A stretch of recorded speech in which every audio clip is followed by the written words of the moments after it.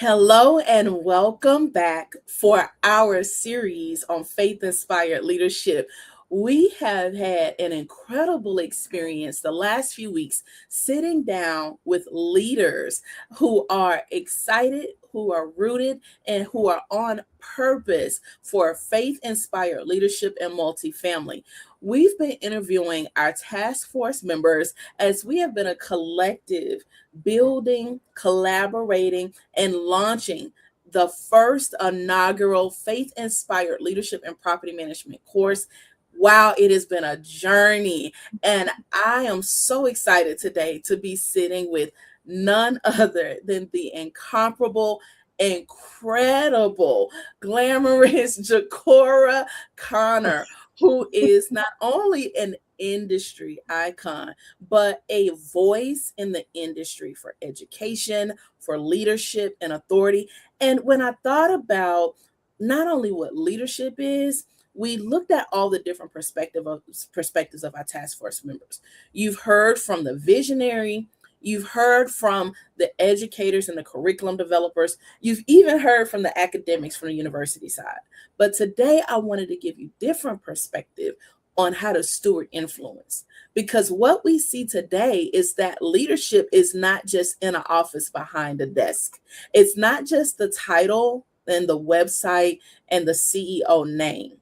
It is the brand, the face, the influence, because it's your influence, Christ-like influence in the way you serve in excellence, how you show up for people, integrity, and yes, even your story that compels people to want to follow your lead and to lock hold to your mission. So our topic today with Chiccorra will be stewarding influence, leadership, and legacy and multifamily. And she's the perfect person for this conversation. Let me tell you about this amazing woman in our industry. Chiccorra Connor, CEO and founder of Occupancy Heroes Incorporated, stands at the forefront of the multifamily industry as a visionary leader, who's who of Charlotte recipient, a two-time recipient of the Mecklenburg Times Most Influential Woman Award with nearly 30 years of experience. She's revolutionized leasing and property operations nationwide, helping owners fill vacancies faster and strategically. Under her leadership, Maintenance Heroes, a division of Occupancy Heroes, has become a go-to resource for all things maintenance. Her federally recognized apprenticeship program has trained, certified, and employed thousands of people since 2019. So she knows something about building teams and building legacy, because I know that she is a generational leader in this field. Her impact extends way beyond real estate, the workforce development, affordable housing, and community empowerment. She was among 100 entrepreneurs from across the country invited to the White House to advocate for minority entrepreneurship. So she's a leader who uses her influence to advocate for other people. That's a huge part of what leaders do. She showcases her commitment to advancing opportunities for all. Chiccorra owns a diverse U.S. and international real estate portfolio. She's building legacy, y'all, in a big way through real estate, including long and short-term rentals and communal spaces. She's a sought-after speaker, leader, trainer. She serves on multiple committees with NAA, and she has built her legacy and made her indelible mark in this industry. Chiccorra, I am excited. I am honored to sit with you today. We've had so many conversations over the years, and I think there's even a portfolio just of things we've done, but this is so special to me because of what this project means to each one of us.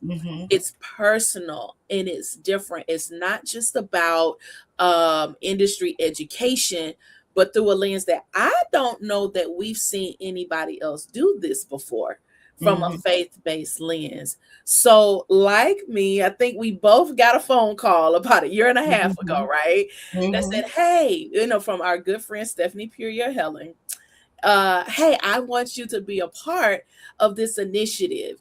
And it's called Faith Inspired Leadership. And they told us about the Certified Kingdom Real Estate Initiative through Community Growth Foundation. And I just never heard of anything like it. So I have to ask you, just like I asked everyone, why say yes to this? Why put your name, your brand behind, you know what? I believe in faith inspired leadership.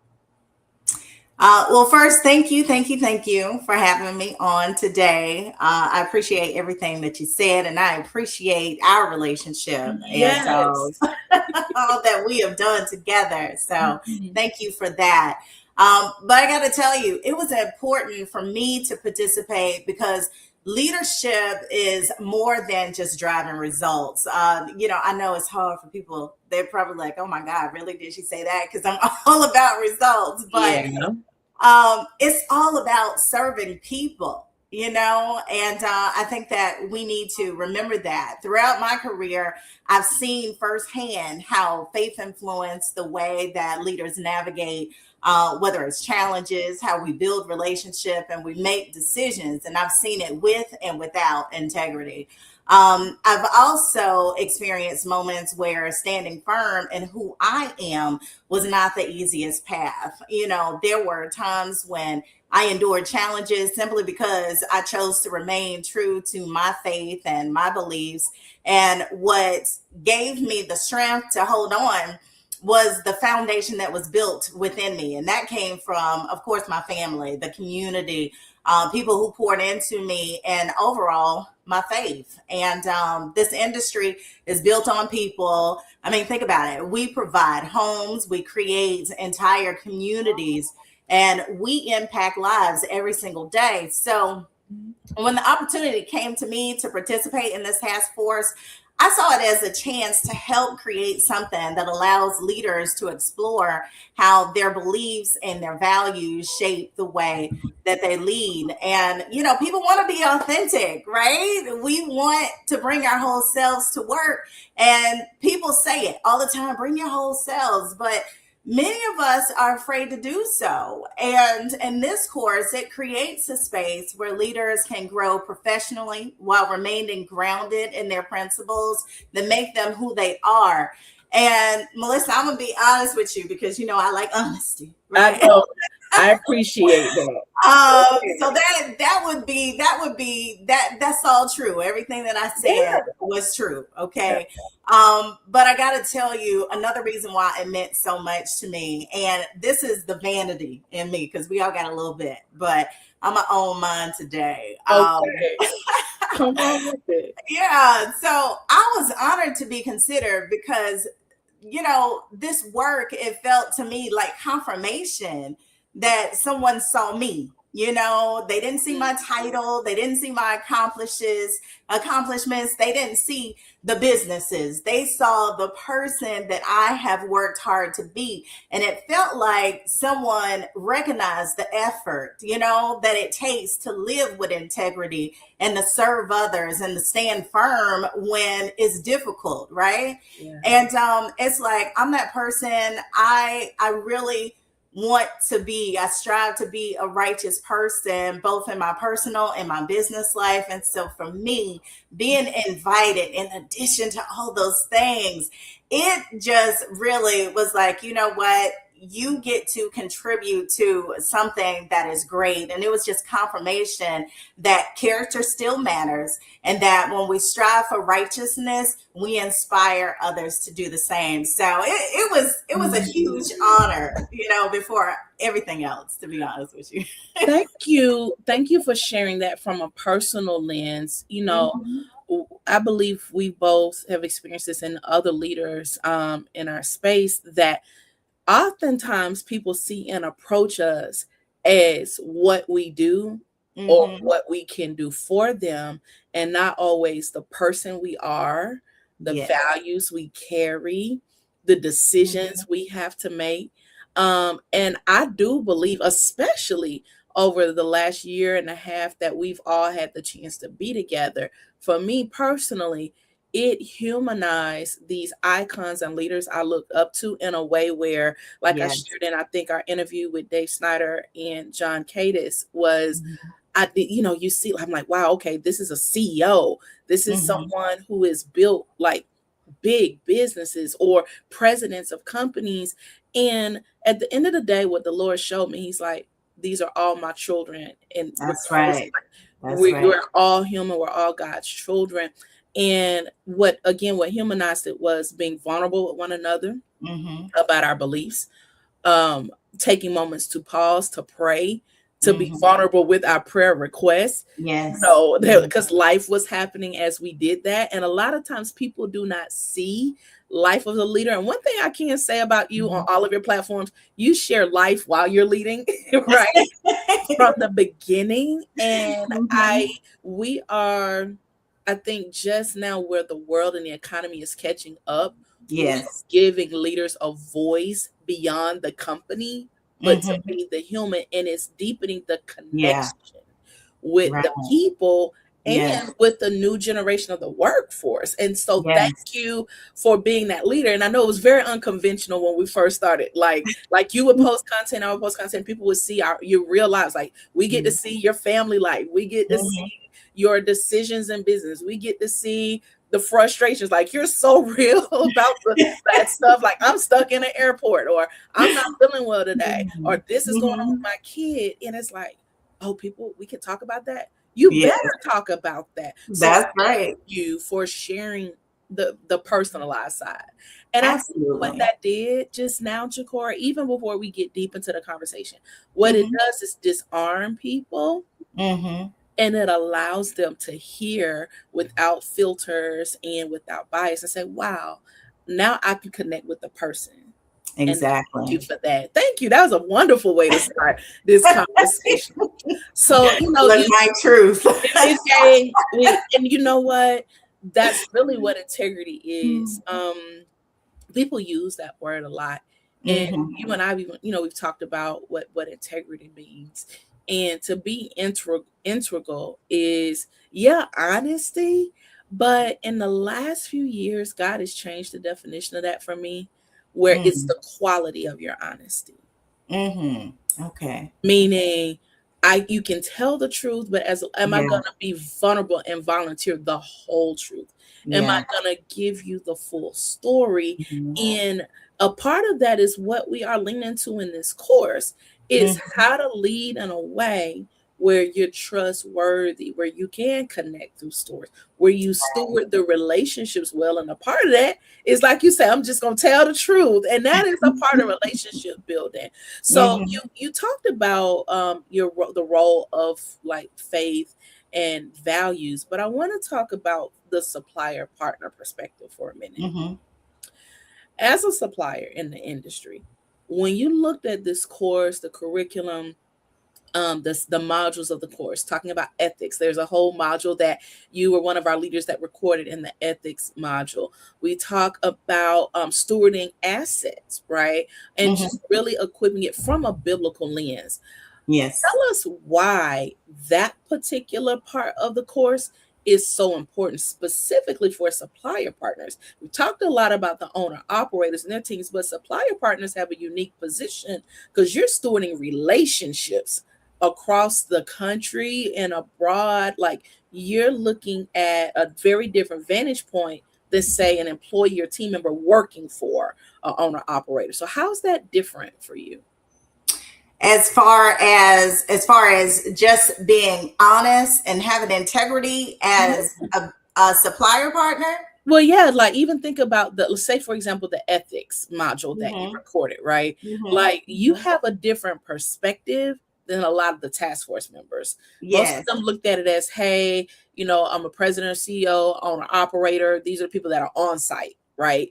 Mm-hmm. You're now like, look at your background with workforce development, with training and development. So, Mm-hmm. how does this course specifically help supplier partners or people have that perspective as a supplier? Because we have not talked about that in this series. Right. Well, I got to tell you, there's so much that I could say about that, but ultimately, no, I'm serious. It Okay. takes a lot. Let's think about it. Right. When we talk about relationships and we talk about working relationships with the people that we work with, the suppliers, this is Mhm, important because this is what we're all asking for.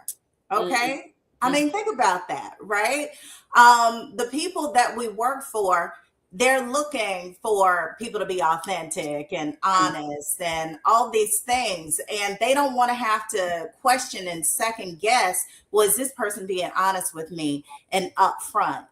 And so this is something that people want, being authentic, being, and then who's not looking for extra guidance and purpose within this, right? We're looking for leadership that is grounded in values. And when you think about the world, and we create spaces for people to connect with shared values and things of that nature, you cannot surpass the suppliers, because we're the people who work with you every single day. So it's most definitely important. You know, I like to think about it like this, right? So, and it's crazy because my husband and I were recently just talking about something like this.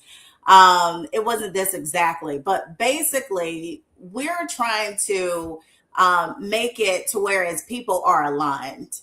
And when you have, yeah, and when you have different situations, like just think about, I mean, there's apps out here that are, you know, trying to align people all the way down to Christian Mingle. Now, I'm not on it, okay? But I'm not on it, y'all. Yeah, you're already mingled, connected. Yes, but they have that because they want these connections. They want people to align with one another. And when you're talking about the suppliers, it's the same thing. It's building these relationships with one another so that we are together, we're connected together, and you don't have to wonder. And then when you think about this course and you think about a supplier member in general, there is so much competition out here, right? We're all, you know, even the properties, this one down the street, maybe what does it have? You know, what the competitors are all around. But when you can hold fast and stay steadfast to what you believe in, your beliefs, then it's not going to be an issue with, oh, I'm going to go to the side and I'm going to do this and I'm going to do something that's a little unfavorable, because I still have my values, my faith, and my principles, and all these things are leading you and keeping you straight. So it's great all around. It's something that, you know, because when you say suppliers, I'm like, yeah, but it's everybody.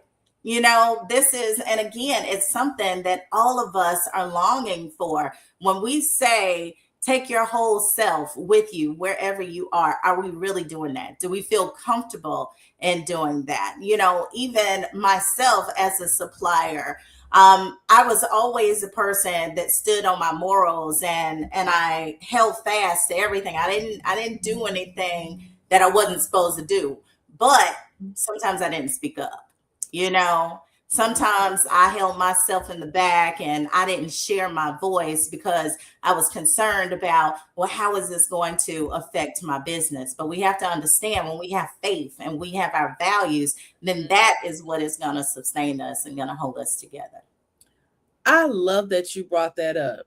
I love that it's oftentimes about what you don't say and do and why. Like, you know, what in the feel, like motive behind it, like you said, not fearing, okay, if I tell the truth in this situation or I speak up about this situation, or just doing good business and understanding the alignment. I'm so glad you touched on that, because even from your perspective, it's like, yes, sales is absolutely important. Results are important. But if it doesn't align, then is it really, like, at what expense, right? And people don't want to feel like they're just being sold to because, oh, they're just trying to get a contract from me. Exactly. That's out of integrity, right?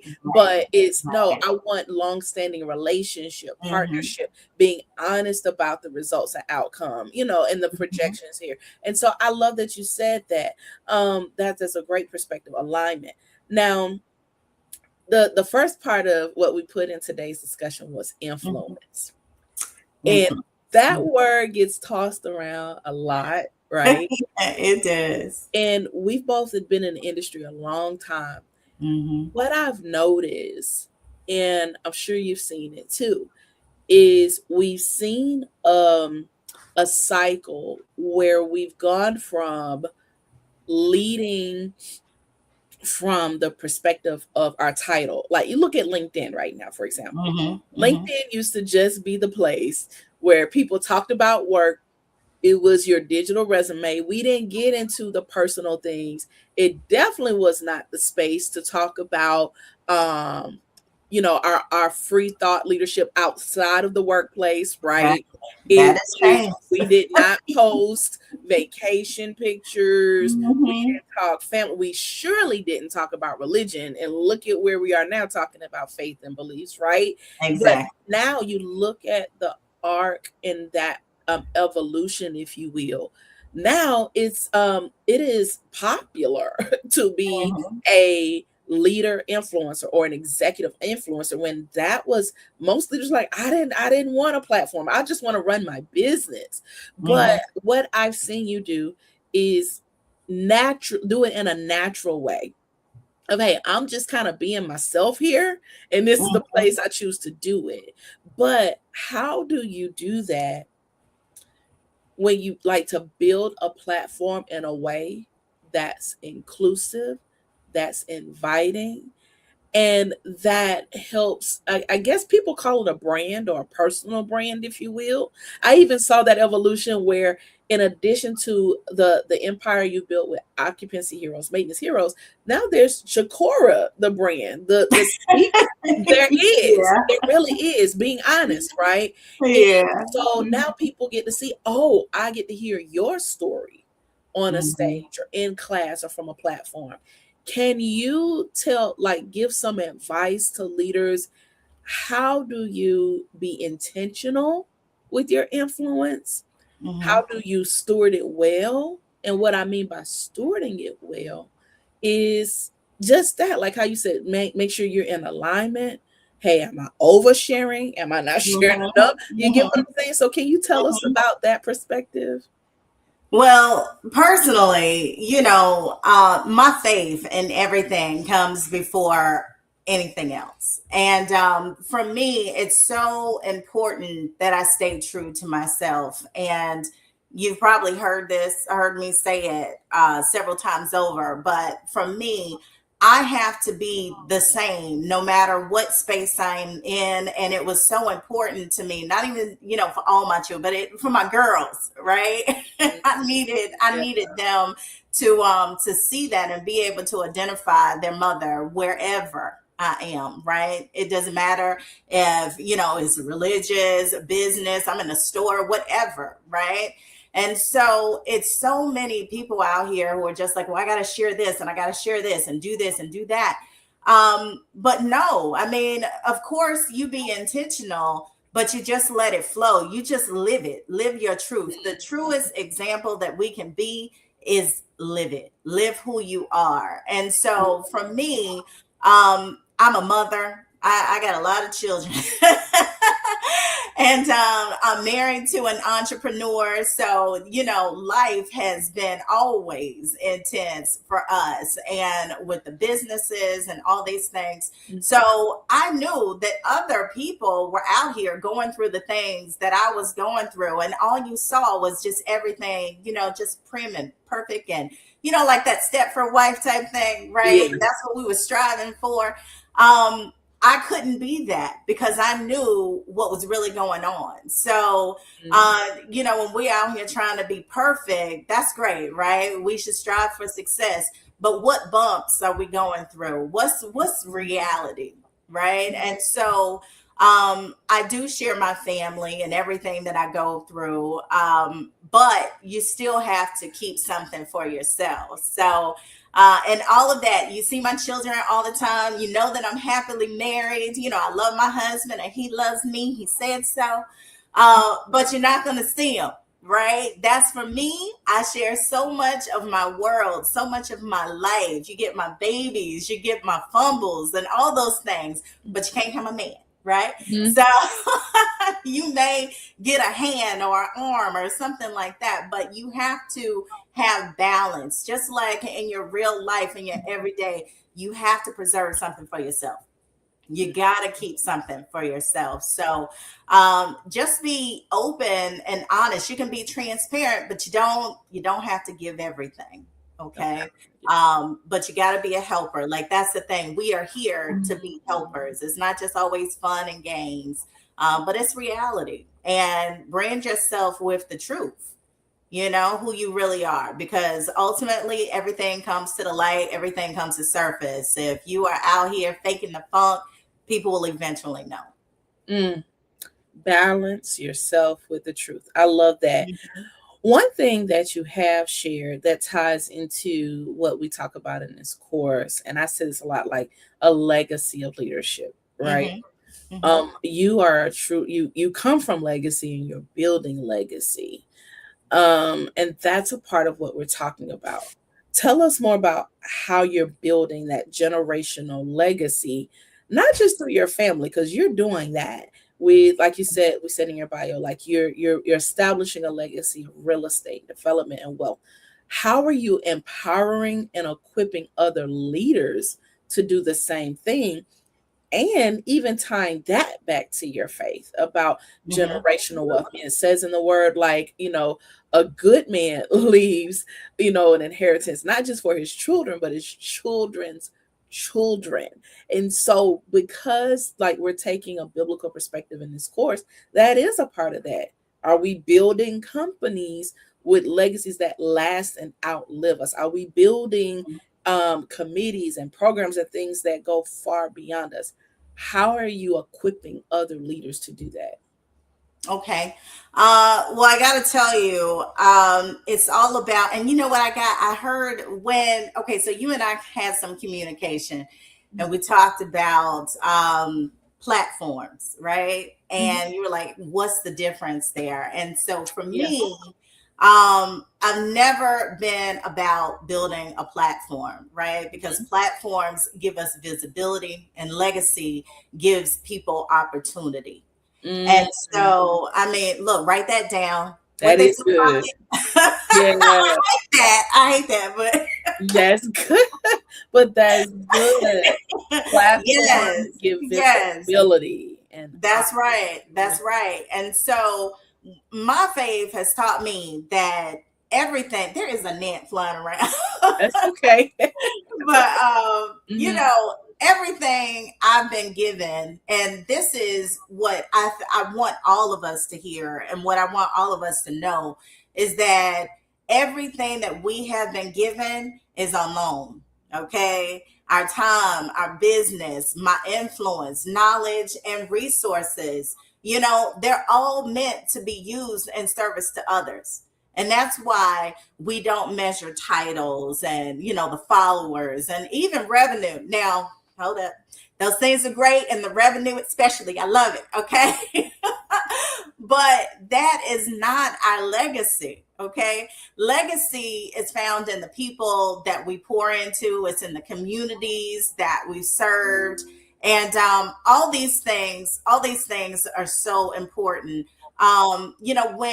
When we pass away, when we go on, right, we don't want people to remember, for me anyway, I don't want it to be, oh my gosh, she built a successful company, right? I want them to say, Chiccorra served. She stood on her principles when it wasn't easy.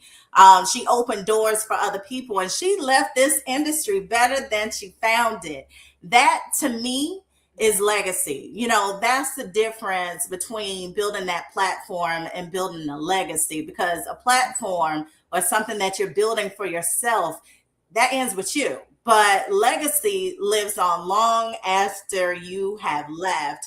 I'm gonna give you this one example. Alex Jackiel. I know you know her, right? Yes. Hey, Alex. Yeah. Um, she is someone that I admire. She was a NAA president, and when her term was over, she didn't just leave; she left a legacy. She created the Alex Jackiel Scholarship, and that's for Mhm. individuals to have opportunities to certifications, which is going to lead to a better life. So that is one person, a good example in our industry. She left a legacy, not just her name. And just so you know, applications are open. I got to put that in. Applications are open. Okay. I've been a Applications are benefactor of that program, and I'm telling you, it is life changing, not just career changing. open. It's life changing. So you're right. It's Very good. Very good. Yeah, but it's I mean it's just that you have to leave a legacy, and you got to be intentional about it. You have to I tell you what, and like you said, I put a lot on social media right now because we all need help, right? We are not always the best knower. I have a business strategist, and she is helping us to go through and transition, do all those things, so that I'm able to make my exit, and so that not just my family, but other people are in position to keep things going. So we've got different things in motion for that. And that's something that you have to be intentional about. It's not just going to happen, because people are not going to run things the way that you run it. It may, maybe they don't have the integrity that you have. So yeah, Mhm. that's legacy. And again, I just let me say this: it's not just about being an entrepreneur and having a business. You guys, it's not just about that. You don't see this net. I must smell good. I got a body spray. I think that's it. But this is legacy. You create legacy within anything and all that you do. I've heard people say, "Well, I can't create legacy with a position." That's not true. There are things that you can create that will continue on after you are dead and gone. Okay. You can put policies, procedures in place that are going to help sustain and help people. So I don't want people to think, oh, you got to have a business in order to create legacy, because that's not true. I mean, my babies, if all else fails, that's my legacy. What we have poured into them and the people that they are, your righteousness will sustain you. And I'm proud of what we've created thus far. Yes. I love that you mentioned it's not the title or the position, or that Mhm. you have to have a business or any of that stuff. It's ultimately what we do to better the lives of others. That's right. That's That's our right. legacy, whether it's Mhm. bettering the lives of others through raising them up to the platform. And hey, you know what? I built this so other people can have it and take Mhm. that space. Or whether it's like you said, the scholarships, opportunities, Yes. holding the door open, advocacy, saying their names in rooms, all of Mhm. those things, like that's legacy. Like I'll never forget that, Alex said my name in rooms, or that you spoke like that's legacy. People, Mhm. that's the stuff we remember. I may not remember what your title was and committees you served on, but I'm going to remember, like, you know what, That's that person right. opened a door for me, so I'm responsible for opening a door for not just one other but many others, because one did it for me. And that is a tenet that we really talk about in this course. I wanted to tell our audience more about the modules, and how even like everything in this conversation ties back to the modules. One module, one lesson that we're going to talk about is leading from character. And Chiccorra, you talked about character, that leadership requires character. I know in this season, especially as a professor, I have to emphasize to my students, like in this industry, especially, you can have exceptional talent. You could be an exceptional talent at speaking, marketing, leasing, sales, but it's character that That's right. sustains you. And so that's the first module right out of the gate, week one. The second one is seeing the person, not just the resident. And I know that's right there, in your wheelhouse, about people and building the relationships. Even like lease ups aren't just about like heads and beds and Mhm. occupancy. It's the relationship, the retention, the Yeah. sustainability. You even mentioned that, like the community piece of it, right? And so we're Mhm. going to talk about that, the inherent dignity of serving individuals, in our second one, which is a big part of what you do. The third module, and again, Lotus, we've been touching on all of these things, but we want to give you some practical tools to apply it, to be intentional to your leadership. The third one, this is all you as well, Chiccorra. What service actually looks like. Come on, maintenance heroes. What service actually looks like. Mhm. Servant leadership modeled after Jesus, who he served. That's how he won the hearts of people. That's how he did miracles. He didn't just go out and say, "Hey, follow me, I'm Jesus." He met the needs first. Are we meeting the needs of our team? Do we know the needs of our people? Mm-hmm. Are we accommodating? Are we listening? So even as we're telling our truth, do we make room for our teams to bring their truth to us as leaders and hold that space for them? And then the fourth one, which you contributed video content, an excellent interview to this module, which is module 4, ethics and practice. One of my favorite ones. And that's one really, and we're going to touch on this because I want to hear from you more about the ethics piece and how your faith impacts it. But ethics and practice is where we're going to talk about decision making under pressure. It's easy to be ethical when things are going well and no one's questioning you. But what about if you're in a high pressure situation and it may the relationship or the contract is out of alignment, or you know what, they're asking you to do something that is not in agreement with your values or beliefs? What do you do in an ethical dilemma? Which leads me to my next question to you, Chiccorra. Tell us about a time when your faith, your values, and your ethics helped you navigate a business situation. Be specific too. You don't have to give names or that, but like when you knew, you know what? Oh, this is tough, and my back is against the wall, but I'm going to have to pray. Like you said, I love that you use the word righteous. I don't want to just be right. I want to be righteous, and I want to handle this the right way. Can you think of a time like that that you can share with us? Look, I'm gonna be honest with you, Melissa. As always. Listen, my entire entrepreneurial journey has required faith and prayer. I know that's right. Listen, okay. Yeah. I mean, before we got on today, before we started and went live, we prayed together. We did.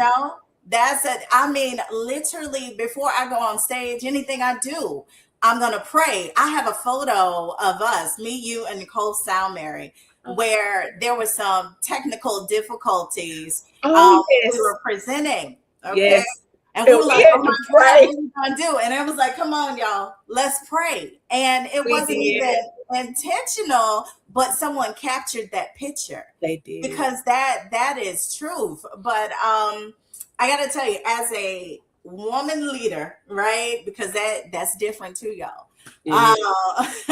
As a business owner and someone who has often found herself in rooms where she was different, I've experienced challenges that have tested my confidence, my resolve. It was moments where I was faced with so much resistance and criticism, where standing firm on my convictions came at a cost. But what carried me through was simply, it wasn't just determination, because we got to be determined, but it was the foundation that was built into me long before these moments came.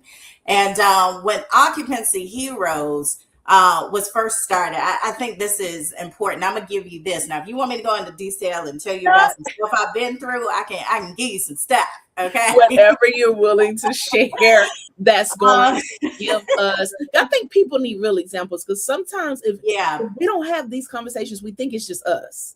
So and it's never us. Yeah. It's never us, Melissa. Listen, from the onset, when we first started, and you know this because we've talked about this, we made the decision that many people thought was crazy. It was like, wait a minute, what are you doing? This is unusual. But we created what we called Nation Day. And do you remember us talking about that some time ago? I do.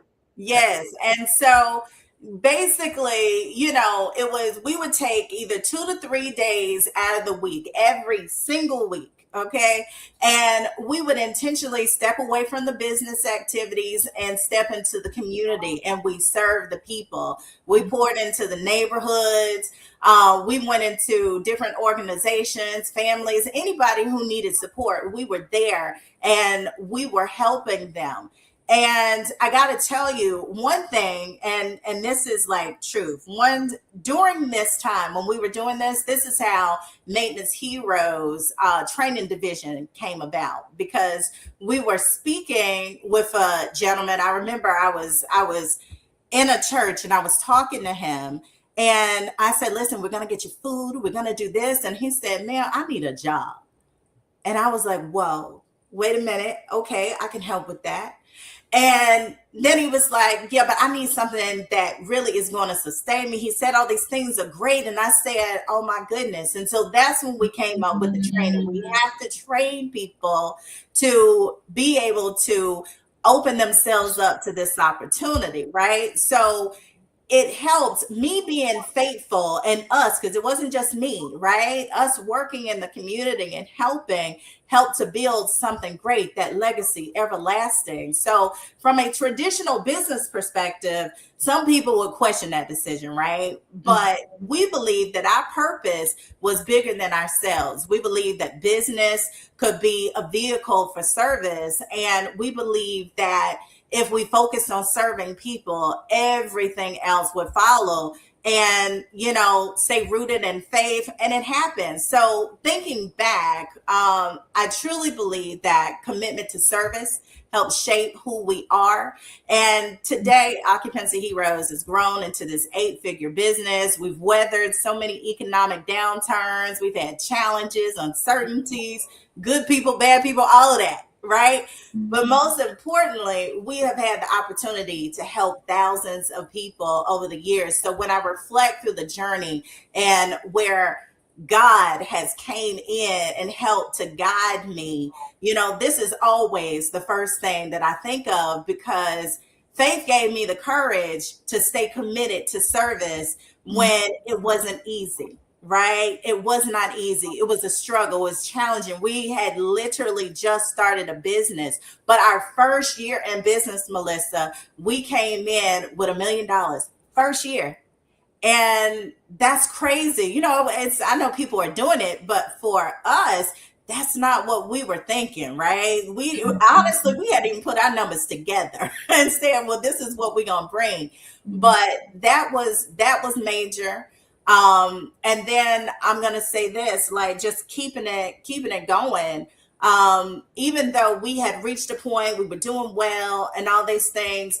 One thing I did in the beginning was I created this logo, and I hadn't talked about this in so long, but this speaks to what you're asking me.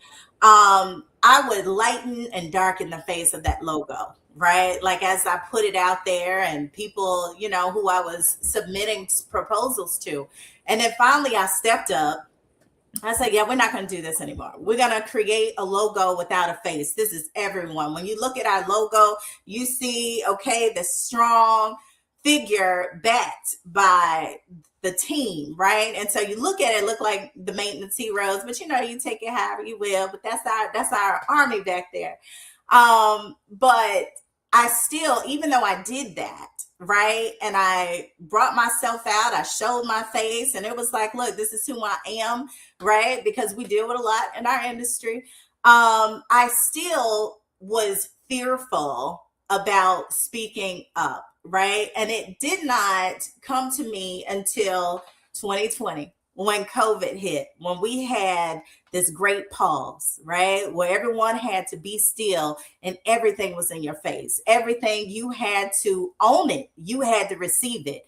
And that was when I got the courage to really speak my truth and start sharing and speaking boldly, because I was fearful that we're going to lose contracts. And I've got, thousands of people depending on me, because if you've got one person, you can figure that's a family of 4, right? And then times that by 500 employees, right? So that was scary. I knew whatever I believed, what I said, that would affect them. But we had a meeting and it was like, listen, are we okay? We literally prayed on this, right? And we did it. And look at us now. So you just have to stay steadfast to your beliefs. You have to hold on to your truth and who you are. And if you don't, it's going to hinder you. It's going to hold you back. And ultimately, it's going to be burnout, because I went through that too. Those are excellent examples. I when you talked about the community service aspect with your business, correct me if I'm wrong, but when you instituted or you implemented Nation State with your company, it wasn't even something that you were like publicizing, right? It was you all giving inside. And what stands out to me about that, two things that ties back into what we're teaching in this leadership course. Number one is the servant first mentality and making that a cornerstone of how you lead people, and even stewardship. It's like, hey, if these are communities where we're building businesses or where we have contracts and we have a fiduciary obligation, well, now we have a duty to steward this community by serving its people. That's right. That is stewardship. So when we talk about stewarding an asset, we're, yes, the physical asset, the building, the infrastructure, but the people. That's right. And even as far as to say, hey, I'm not just going to feed this man or clothe this man, but he's like, I have a real need here. Like, I don't want to just get help from you once. Give me a job. And man, especially in today's economy, given that we're in an industry that is responsible for housing people. That's right. That's right. What are we mindful first, not second, not afterwards, and not doing it from just a corporate social responsibility or philanthropy, but doing it because it's the right thing to do about serving families. Of course, we understand the obligations, right? But that is a part of the process. And so I appreciate that. And I'm prayerfully that there are owners and CEOs and leaders hearing this. Really, I want to challenge you. We want to challenge you to really think about, have you audited your service, your heart for service first? Right. And one of the tenets of faith is giving. That's right. What percentage of our time is spent on serving and giving versus the sales and revenue? It's like, yes, that's good, but there is a return. Like there's that eternal reward, right? In every one of our interviews, and especially inside of Community Growth Foundation, it's the concept of seeing career as a calling, right? And even with Grand Canyon University, as now a professor there, one thing that I appreciate, it ties back to what you're saying, and you'll really appreciate the view of seeing a Christ-centered view about the world, not just the apartment industry here in the United States, or not just my career here. It's a world view. How are we being good stewards globally with our faith, with our relationships, how we're building community? And so that is what we want our students and participants of this program to take away from this. This is bigger than the seat where you sit right now. It is bigger than the career path. It's the calling. It's the mission field of all the people. Think about, like, you've been in the industry 30 years. I'm just past my 20-year mark. We've touched thousands of people, not just because of our title and where we sit. As I'm talking to you, Chiccorra, I'm thinking about the person watching this who's on site right now, who may be a leasing professional, community manager. Even just by proxy, if you don't travel to other properties, just by being there, you're going to impact people from where you sit who will remember you forever. I don't know about you, but I still get birthday cards, Christmas cards, baby announcements from people that I served when I sat in that leasing seat 20 years ago. Like, and friendships in all walks of life. Yes, they run deep. And I personally can't think of any other industry or career where we get to be that intimately connected to the lives of people, because it's where they live. And we say that, but oh, what an honor that one day we'll answer to God for that. How did we treat? That's right. So just want to share that. So as we're rounding out our interview, can I say something to that really quickly? Please. Yes, you can. Okay, listen, you said that, and that hit me hard, because we all fall short sometimes, right? I mean, that's just reality. I may curse every now and then. we're human. We're in flesh. But one thing I can depend on is that I have a believing husband, right? And so when you talk about that and you're like, okay, we talk about our faith and this is what we're going to have to answer to. Listen, I feel confident because I know I have a partner that if I'm falling short, he got us, right? If he's falling short, it's like it's together. And this is about. This is about coming together as one. This is our faith. This is our belief. This is mentorship. This is all things. So I had to speak to that because it's the truth. It's so many times I'll pray and I'll go to my husband and I'll say, hey, listen, I need you to stop. I need you to pray right now because, God be listening to you. Okay. I need you to pray this one prayer for me real quick. You know what? Say, I need the one that's going to get the prayer through. But I know you're speaking about that in the context of marriage, but even in business, I've had this conversation with you, many others that we're connected to. You need to know who you can go to. That's right. That is a leader who can not only give you wise counsel, that's biblical, who can impart wisdom and truth, who can tell you the truth in love. That's right. Right, in love. Right. That's right. But who can get a prayer through. That's right. That's right. And that's the sacred space of work that's not on display. How many times do people just see, like you said, just our character, or like, hey, I know this is a person of faith, and not even without the platform, just by how we live, right? That's right. It's what you live in. It's how we live. But how many times privately, in break rooms, after meetings, at conferences, they're like, you know what? Can I talk to you on the side? Or that's right. Can you pray with me? Or I need some encouragement. And so there are all these little, I call them God moments, just these moments that are sacred. They're not the photos at the conference. They're not the big moments. It's the the little ones. The little ones when someone's just like, hey, I'm nervous, or I'm going through something right now. Can you just hold space and pray with me? That's right. On site, hey, like, hey, something's off with my team member. And they're like, hey, my mom is sick, but I showed up today. My family's going through, and I really need this job. And so it's an honor. Like, I feel that. It's an honor that God has given us these tools to lead in that way. Absolutely. And Melissa, I want to say this too. We spoke about living it, right? It's about how we show up. We've heard the clean glass next to the dirty glass, right? That's the thing.